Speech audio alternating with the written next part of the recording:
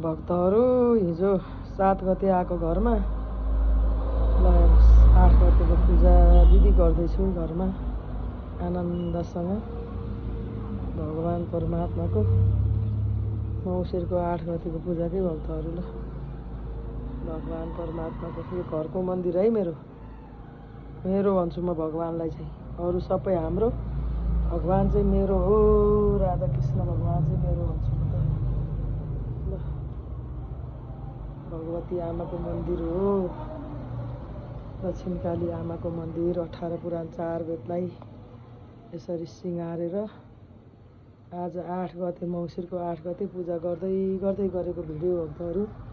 हिजो भर्खरी आएको म श्रीमद् भागवत पुराणबाट हेर्नुस् कर्मसाक्षी दीपज्योति नारायण भगवान 14 अञ्चल 77 जिल्लामा चाहिँ रक्षा गर देशमा शान्ति ल्याइदेऊ जय श्री राम सम्पूर्ण शान्ति ल्याइदिनुहोस् भगवान भोलेनाथ हे दुर्गा सबैको आत्मामा गएर विराजमान भएर देशमा शान्ति लिएर आउनुहोस् यो घरको मन्दिर हो के भक्तहरू हेर्नुहोस् यहाँ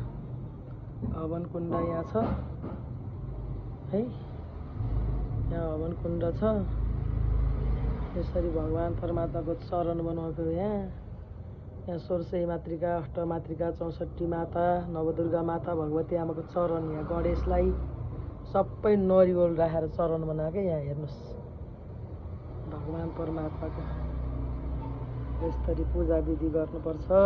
भक्तहरू जय श्री राधे राधे ओम नमो भगवते वासुदेवाय रामको चरण भगवान परमात्मा कृष्णको चरण शरण सबै ओम नमो भगवते वासुदेवाय जय श्री राधे राधे राधे राधे जय शम्भो हर हर महादेव ल शिवशङ्कर भगवानलाई कृष्ण राधा कृष्ण हेर्नुहोस् जय होस् हेर्नुहोस् लक्ष्मण पनि हुनुहुन्छ क्या सीता पनि हुनुहुन्छ यहाँ हनुमान पनि हुनुहुन्छ यहाँ ल भगवान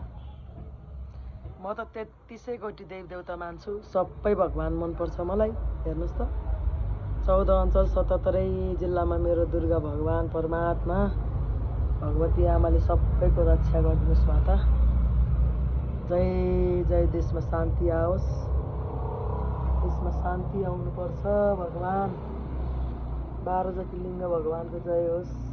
सर्वेश्वर भगवानको यस तरिकै चौधो हाल्नुपर्छ पूजा कोठामा तपाईँहरूको त भर्याङमा होला पूजा कोठा पनि होइन हाम्रो त यी मन्दिरै छ एउटा सिङ्गै रुममा छ मेरो मन्दिर त हेर्नुहोस् सिङ्गै भए जतिको एउटा सिङ्गै रुममा यसरी राख्नुपर्छ ईशान कुडमा के भक्तहरू देख्नु भएको छ भक्तहरू जय होस् राधे राधे हिजो 7 गते आएको म श्रीमद् भागवतको कर्म पूर्ण गरेर आज 8 गते मङ्सिरको 8 गते चाहिँ घरमा पूजा कि बिहानको पूजा हेर्नुहोस् त यो मन्दिरबाट बाहिरै निस्किन मन लाग्दैन मलाई हेर्नुहोस् राधे राधे यस्तै झक्काउको मन्दिर बनाउनुपर्छ घरमा हजुरहरूले पनि हेर्नुहोस् यसरी सिँगारेर चटक्क भगवान परमात्मालाई मन्दिर भनेको कुरा यसरी सिँगारेर घरमा भगवानलाई राख्नुपर्छ के भक्तहरू देख्नु भएको छ कि छैन हजुरहरूले भगवान परमात्मालाई यसरी सिँगार्नुपर्छ